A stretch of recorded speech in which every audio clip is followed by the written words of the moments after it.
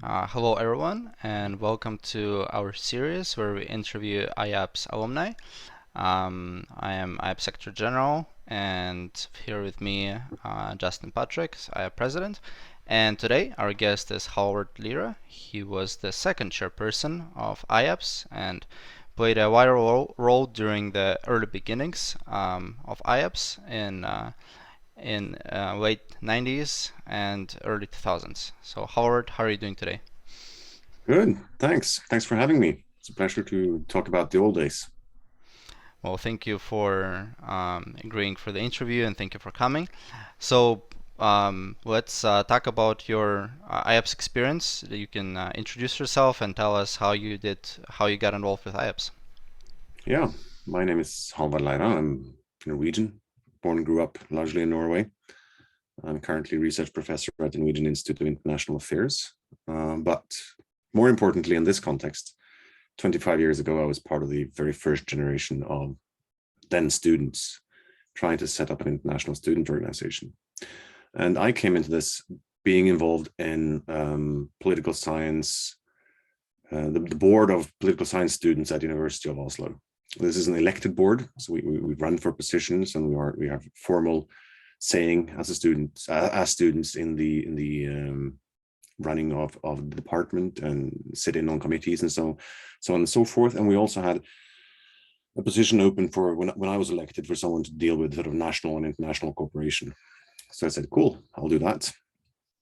And fairly early, we were involved and we were told that there was this initiative coming out of the Netherlands, of Leiden, of a group of international or a group of students really who were trying to set up an international organization.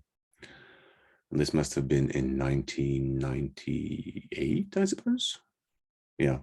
So they invited us, and three of us from Oslo went down there and took part in the sort of founding moment, if you like, of the organization in Leiden. And correct me if I'm wrong, but I think this is in the fall of 1998.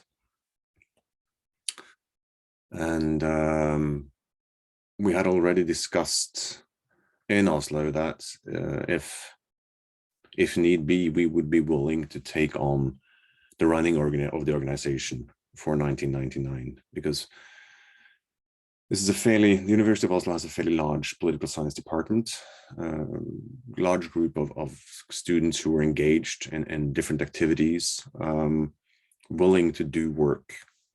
And so we also knew we had the institutional backing of the department. The department was sort of eager to have the students involved in international cooperation.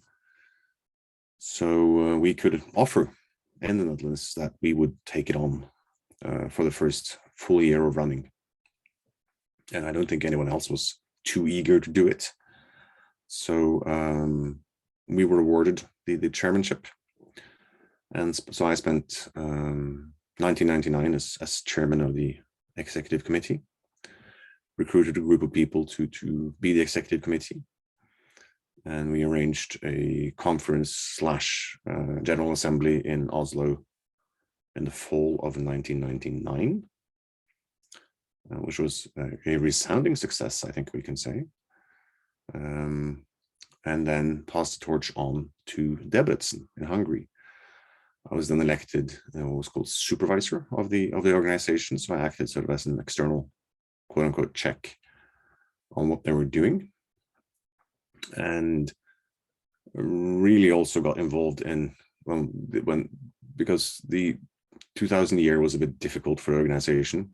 I think the Debrecen team they didn't really get the support they needed from their institution. So I think they had a hard time actually running the organization, keeping up with emails and contacts. So a group of the people who had been involved from the get-go sort of landed on Debrecen not holding the supervisorship. So that passed on to one of my colleagues from Oslo, who acted as supervisor for the year 2001 when Luis in Rome had the chairmanship. So I went to the conference in Leiden. Of course, I hosted the conference in Oslo. I went to the conference in Debrecen, and my last appearance was for the conference in Rome in 2001. So that was my direct involvement with the organization. And I believe that if there was one thing that I think I'm proud of, is that we were able to take what was an idea and an organized sort of organizational founding and turn it into a tradition, sort of by hosting the second conference, by maintaining that we sort of had the ball rolling. We had involved more students from more places. We're also able to, over the first couple of years, through myself and others' involvement, to make sure that we had the sort of the second chairmanship in Debrecen, but then the third in Rome. So when we met in Rome, it was the fourth time. And as soon as you do something more than twice, it's a tradition. And as soon as people see that there's a tradition and you can actually get people to meet and the wheels can keep turning, then some people will think that this is worthwhile doing, and we can keep those wheels turning. So that way, I would consider that really to be the main achievement. And from what I see, the organization has, well, it hasn't been easy. I can tell that from the outside, but it's still thriving. So we did something right 25 years ago.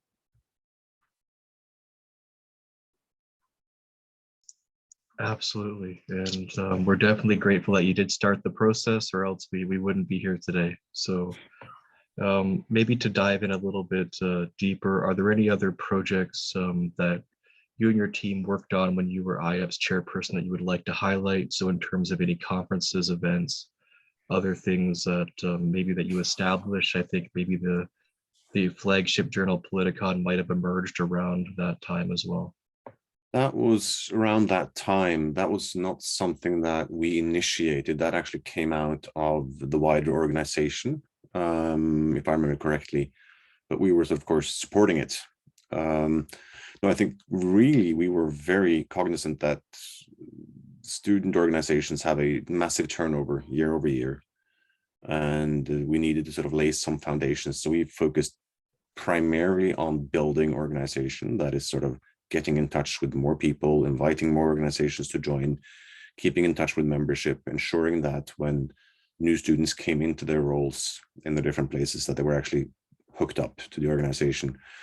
Because what we saw in the early couple of years is that this would be extremely person dependent, and that if you had someone who was sort of an eager internationalist, they would maintain contact and then they would move on to do something else, and the successor wouldn't necessarily be interested in that. So that's keeping people in the loop. But so that was really sort of organization building and making sure that we could get people to come to us over a conference to see that this is actually worthwhile. That was our main goal. But I think the Politicon initiative was important, and I can't remember exactly where that came from. It could have been from Leiden, or could also have been from the Romanian team that eventually took over down the line. That I can't really remember, but that was it. It happened at roughly the same time, but that wasn't through our engagement really. I cannot take credit for that.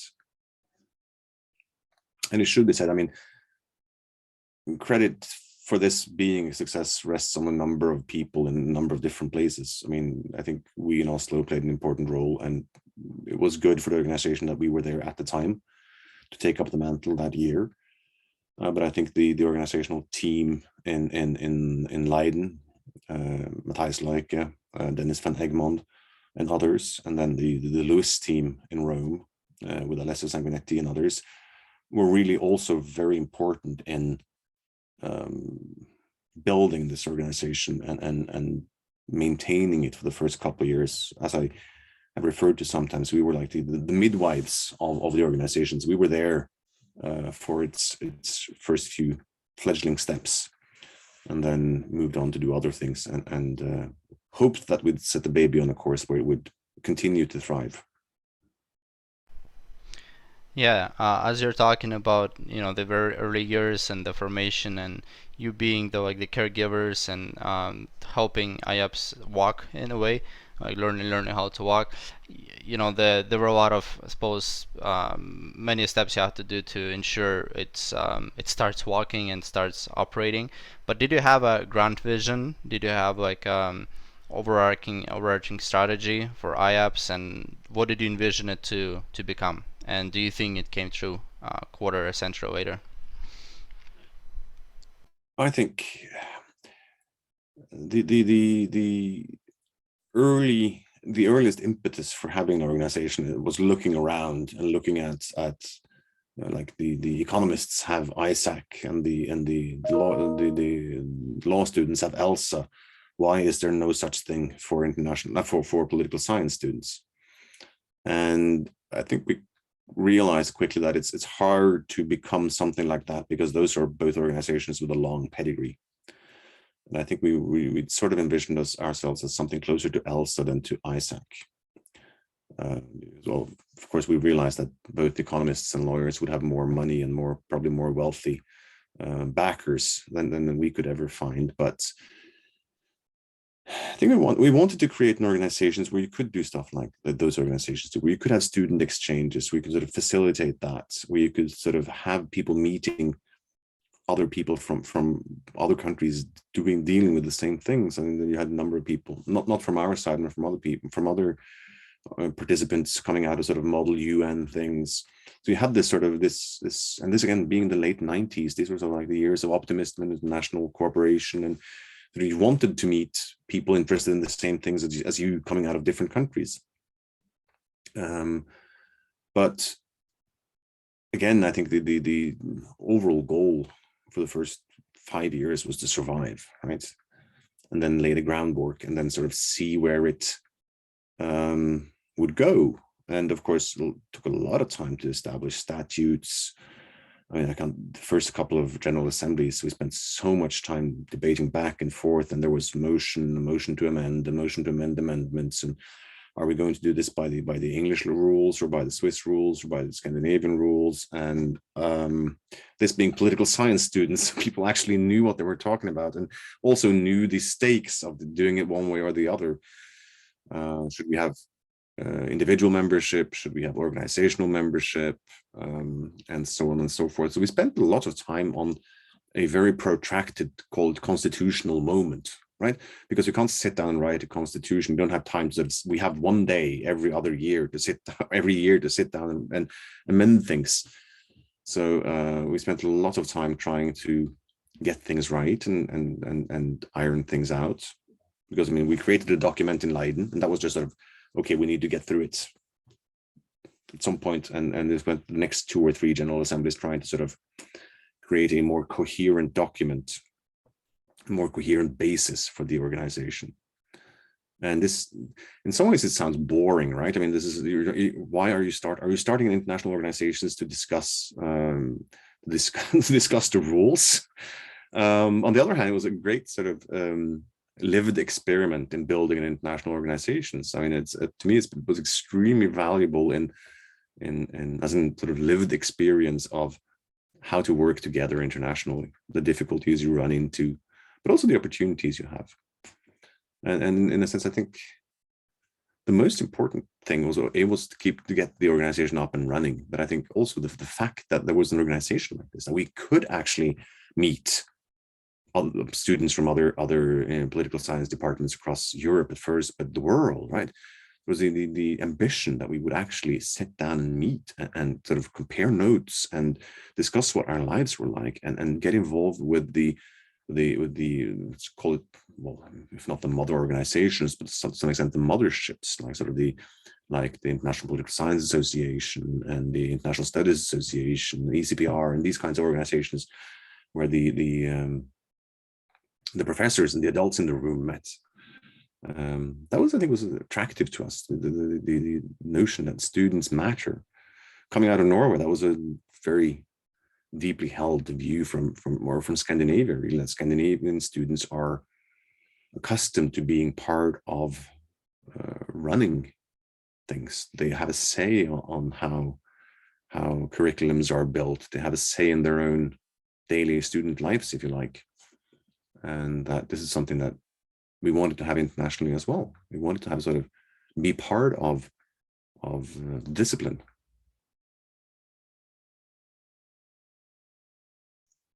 Well, you're definitely talking to, I guess, a generation of IAPSS representatives who are very familiar with amending guiding documents and going to those kinds of general assemblies. So I'm not sure if you're aware, but given our recent move to Canada, we really had to talk a lot about that at our last General Assembly in May 2021. So it took us about 9 hours over 2 days to discuss all that and approve the new guiding document for the new incorporation and stuff. So it was it's all live streamed on YouTube as well. So for the few brave souls who want to relive those moments, they can go and check that out. But that was online, right? Yeah, it was all online. Yeah, because we had an in-person. I think I can remember we had an in-person General Assembly in Rome in a fantastic old, probably Baroque palace, in a room with absolutely no air conditioning. In September, if I remember correctly, very hot. That could have been 9 hours. I was chairing the proceedings. That was a marathon, not a sprint. Absolutely. It was quite a lot, but we're definitely better for it. I think in both General Assembly cases there, and hopefully when things go back to in person, we're thinking about designing something where maybe we have some kind of projector, and then we can do it the in-person thing, and then also do a live stream for folks watching around the world. Because now that IAPSS has grown a little bit, there's always somebody working on IAPSS at all hours of the day of the night as well. So it's definitely something there. But I guess just a bit of a side question.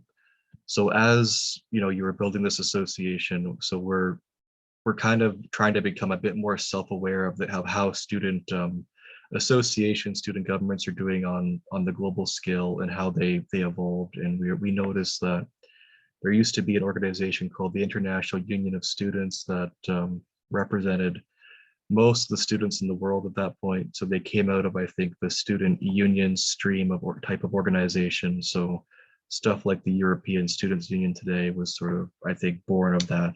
So similar to that, but on a global scale, but it collapsed in the early 2000s. So as you were building this association, that overarching layer that had existed since the 1940s was essentially falling apart, right? So it left a big vacuum, and we're trying to rebuild something with other organizations today. But were you aware of organizations like that? Like, were you in contact with those, maybe any continental or global student associations of that size?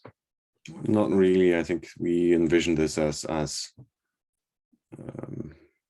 again, we were very small. You must remember that the people actively involved in getting this organization up and running would probably be counted on 2 or 3 hands, right? There were like 2 or 3 very active people in different places, and then a sort of wider network around them. But this was really, really small scale at the outset. And we were looking to organizations, again, I think probably ELSA, the European Law Students Association, was the one we looked the most to, because we knew people who had been involved there. But we were not in a position to engage in any cooperation with organizations like that. So this is an organization that had existed for 10, 20, 50 years. I mean, we were literally just trying to get this thing off the ground. So I think, and again, I think that's one of the reasons why we didn't have any sort of more initiatives, because all the energy, and we were all doing this as volunteers, right, in our spare time. All our energy really went into finding funding so we could get people subsidized trips to come to Oslo and find students willing to house students when they were in Oslo. I mean, trying to sort of create an interesting conference, because we wanted it to be some intellectual component as well. This wasn't just going to be a general assembly. So having something which student would find attractive, and then finding somewhere to have it where it wouldn't cost us too much, finding students willing to house other students, all the nitty-gritty details that went into that, and also the sort of keeping up with the students across the world. So we didn't really have much spare capacity for engaging. And remember also that this is the days where the internet was decidedly not what it is today. right?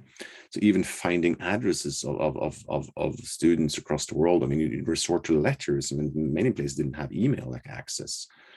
You couldn't just Google what exists of international organization. First of all, I can't remember if we used Google or Hotbot or Lime. Oh, no, not LimeWire. I didn't say that out loud. Use only legal measures to find students, and so we weren't aware of any sort of overarching body, and they weren't aware of us.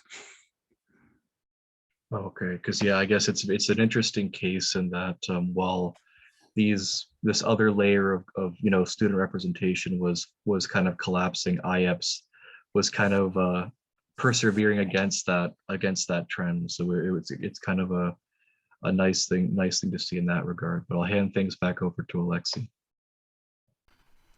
So yeah, you mentioned how it was a marathon, not a sprint building, something like this. I think we can apply that to careers as well. Career is a long journey, and for political science students as well, starting out and gaining education and finding a work experience.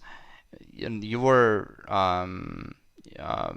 it's been a while since you worked at IAPSS, since you participated in it. Do you think IAPSS helped you in your professional development? Did it leave footprints in your career and how you do things? Did it have influence on how your career developed? I think it did in some ways, some more direct, some more indirect. I think one of the most direct influences was that we got in touch with the International Political Science Association when I was chairperson, because one of the professors at Oslo had been very active there. So I said, look, we have this international student organization. We would like to cooperate with the professional organization. So he said, cool, and in some way, I can't remember exactly how that went down, but I was invited to come to the meeting of the International Political Science Association in Quebec in 2000, I think, summer of 2000, if I remember correctly. So I went there and I was able to find some students who could come there, and we discussed student democracy, just a little round table. It wasn't a big deal in that regard, but that was my very first exposure to international conferencing, which is an extremely important part of academic life. So I think my student involvement through IAPSS was really my first exposure to that world of international conferencing and meeting colleagues from, and later colleagues, but at that time meeting professors from across the globe and seeing that setting, and seeing that it could seem very, very scary, but if you see a friendly face, then things will turn out well. So I think that was, I've continued a career in political science and international relations, so an academic career. So I think that was very helpful for me directly. Indirectly, I think the stuff I learned from being part of this really goes into a number of things that I've been not necessarily working on, but what you consider to be important when you analyze and think about political life. You think about international organizations and how they work, because I think on one hand, as I said earlier, you get exposed to all these differing opinions about how one should organize in general, right?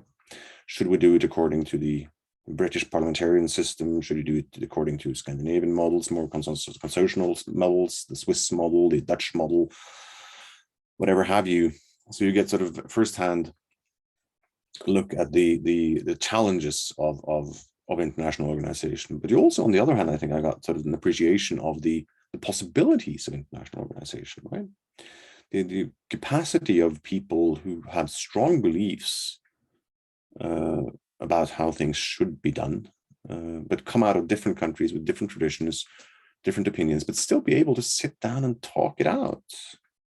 again, this is sort of like some of the very, call them liberal ideas, if you like, that if people sit down and meet across cultures, if you're unlucky, of course, you'll end up with sort of familiarity breeding contempt, and you start hating one another. But in this case, that didn't happen. It started, so I think most people involved in those early years got a deeper appreciation of the possibilities of international organizations, the possibilities of actually getting a better understanding of one another and where we come from, and where we can meet, and where we will continue to disagree, but that sort of disagreements are okay. And sort of third, on a small scale thing, you would see perhaps not small scale, but you would see people, for instance, from the former Yugoslav republics meeting up and discussing and really having a really good time together. So you sort of, again, you get the sort of hands-on, if you meet people over food and drink and talk, usually that's better than people shouting at one another across fences. So there are some sort of, not to start to sort of idolize this, it wasn't sort of, I don't believe international organizations is easy. It's hard, it's bloody hard work. But I'm committed to the fact that I've seen it firsthand, experienced it. So I know something of the difficulties, but I also know something about the possibilities and the potentials, and I wouldn't have seen that if I hadn't participated in it. So I think that's sort of, it hasn't been directly influential for my academic career, but it has influenced how I think of the world. So to give a long-winded answer to that question, I think it has in some way influenced my analysis of the world. Maybe to build on that a little bit, would you like to maybe tell political science students who might be tuning in some information about your life after IAPSS? So kind of the kind of work that you went into, the type of research that you specialize in, and maybe we can tie that into the next question that we have there, in terms of any advice you would offer current and future political science students who are looking to find that next step into a career after their graduation, or maybe just advice about students as they navigate their current education journey. Yeah, I'm not sure if I have strong advice, in the sense that my career path looks really neat and tidy if you observe it from the vantage point of today. It certainly didn't feel like that as I was undertaking the journey. So after I've finished my chairmanship, I took a year off from my studies in Oslo. I went to the LSE and did a Master's of International Relations, returned to Oslo, wrote a Master's of Political Science, was able to have got a research assistant job at the Norwegian Institute of International Affairs, where I'm still at today. I started there 20 years ago, 20 years plus ago. And I've been there in different capacities, first as a research assistant, then as a researcher, then as a PhD student, then as a senior researcher, now as a research professor. And that was never necessarily the plan. I thought I was going to do, well, it was never a plan to be a political scientist in the first place. I thought I was going to do a master's in history and then see where that would take me. But I followed, so if there's one advice there, I followed the people to some extent. I found out that I had more fun with the political scientists than with the historians. I also found out that political scientists were more, at least in the 90s, were more upfront about their theories than historians. Historians would still some of them would pretend that they just told a story of how the world really was. Whereas I found that the approaching the world through different theories made more sense to me. So I ended up in political science, and specifically international relations, rather than history. And I've done work on many different things. I mean, I work at the institute where I work at is an applied research institute, which means we basically do work on whatever anyone's willing to fund us to do work on. But I've sort of followed my earlier inclinations in that I've tried, if possible, to do historical work. I find it easier to work when the sources aren't changing on a daily basis. Not to say that history is a constant, but it's at least sort of, it typically doesn't change as rapidly as the present. And also you don't have to deal with GDPR and those kinds of questions that Europeans now have to deal with when they're doing research on living people. There's no need to ask for consent from the dead yet. And also I'm fascinated by questions of sort of, how did we end up here? How come we find ourselves in this current predicament and not in some other current predicament? How come, to take one example, how come Norwegians generally tend to think of Norway as a peace nation? Where did that come from? We're not born like that. You're not telling me we're born, and at some point during the Viking Age, someone decided that, no, honestly, guys, we're a peace nation. This comes from somewhere, right? I was curious about that, so I started to research that. I read some articles about that. So, but empirically speaking, I've done most of my work on diplomacy, foreign policy, those kinds of areas, but also lots of historical work, and I've continued organization building in the sense that I've been active, very active in what is known as the International Studies Association, which is the leading international organization for, well, international studies. I was part of setting up a section there for historical international relations, which we built from scratch over the last 10 years, from 0 to now 400 or 500 people involved. So this, again, I think is a sort of possibly a career affliction that I'm willing to take part in organizing things. I've organized sort of big international conferences. I'm currently associate editor of 2 different journals. I have a very hard time just sitting around and reading and writing. I love reading and writing, but I'm also an organizer, and not necessarily a political organizer, but I'm deeply involved in organizing around the subject. So I don't know if I have any particular advice, and my experiences are only from working in academia, and most people who do degrees in political science will not end up in academia. And that is probably a good thing. I have a good friend and colleague who will typically say that you shouldn't go into academia unless there is nothing else you could really see yourself doing. The essence being that if you think you could be happy doing something else, you should probably do that something else. There's some truth to that, because it's academia is a lifestyle choice, not only a career choice. And I think it's easier if you have some sort of dedication for it, if it's really something you feel that you have to do, rather than something which would be nice to do. Being in academics is not necessarily the best job of having. If you want to do a structured day that goes from 8 in the morning to 5 in the afternoon, I'm not sure academia is necessarily the best. You can have an academic life like that, but most people don't. So, but in general, I think one general advice I will give, particularly if people want to do sort of postgraduate studies, is that I would urge people to study things that they are interested in.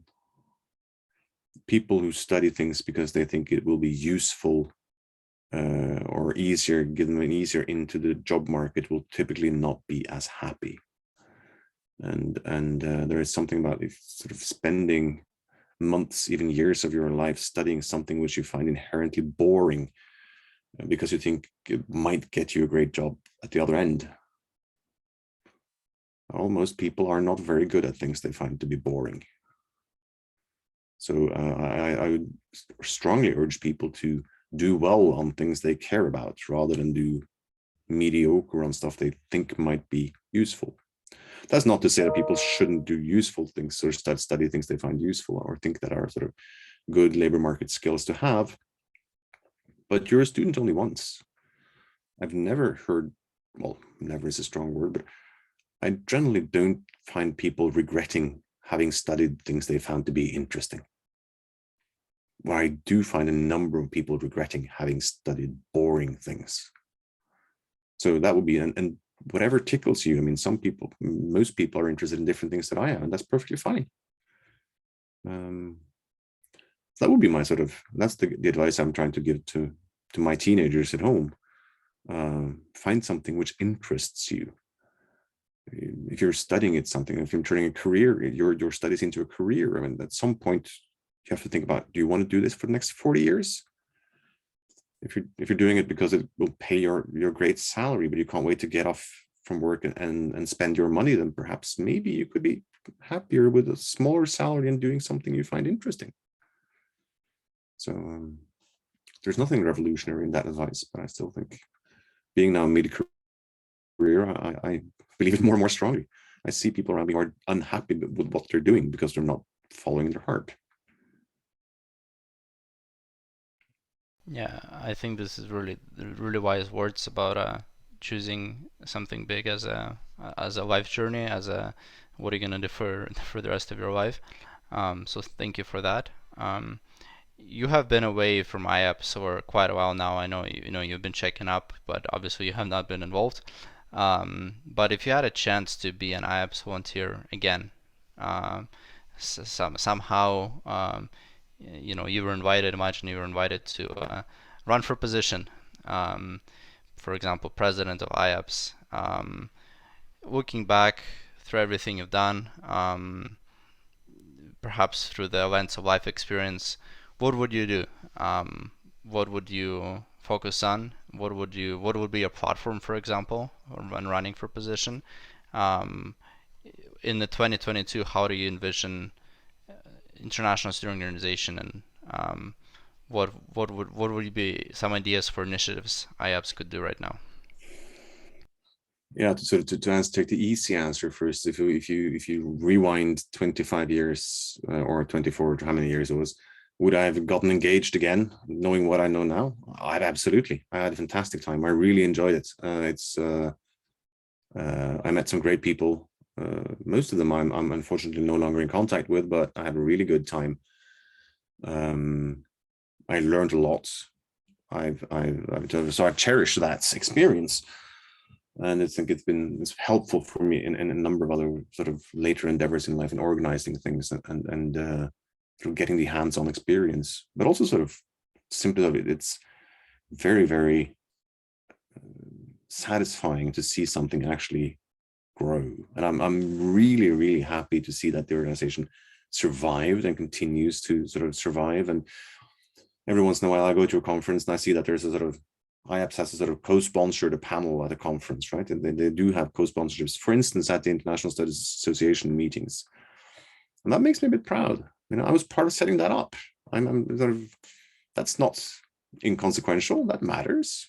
This exists. It wouldn't have existed perhaps if I and 10 other people hadn't done what we were doing 25 years ago. I'm proud of that.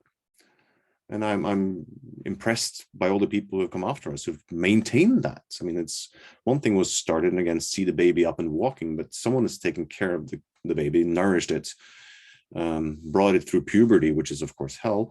So I think it's sort of, it speaks to generations of dedicated students. I think my interest in this was probably stronger in setting it up than it would have been in running for office now for running it, if you like. I was really, and that goes in part of say, I'm probably, perhaps in some senses, more of a builder than a maintainer. Or I can go in and maintain things with a specific purpose. I don't think I have I'm not much of a politician, so I don't really have a program for whether I would like to take an organization this way or that way. And of course, the student landscape is very different in 2022 from what it was like in 1999.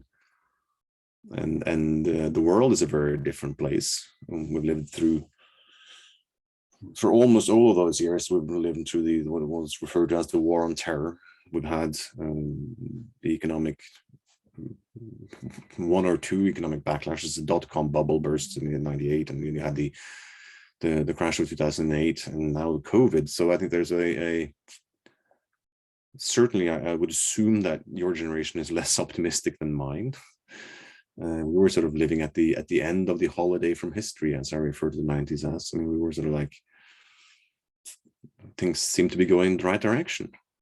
So we had sort of grandiose dreams about sort of having student-led conferences and student exchanges and those kinds of things. But I think for today, I think one of the really important things that an organization like IAPSS could do is, and that's possibly become more important, or it's obviously become more important over the last 20 years, is to provide mutual support and guidance, and for students from countries with established organizations to be able to give backing to students coming from more difficult situations. I think we're living in an age where free speech is under different forms of threats, where the freedom of organization is not something which should be taken for granted.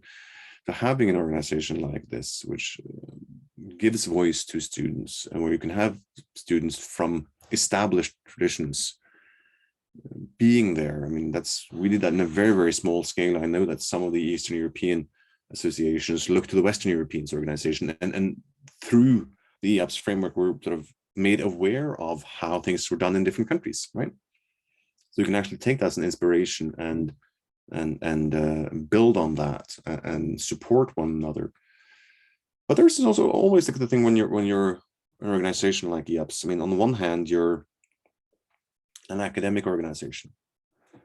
You would want to have some academic content, right? We tried that with the yearly conferences and with the setting out of Politicon, those kinds of things, that you're trying to sort of give sort of student perspectives on political science topics. On the other hand, you're also some part of I wouldn't call it a labor union, but you're also sort of students' representatives.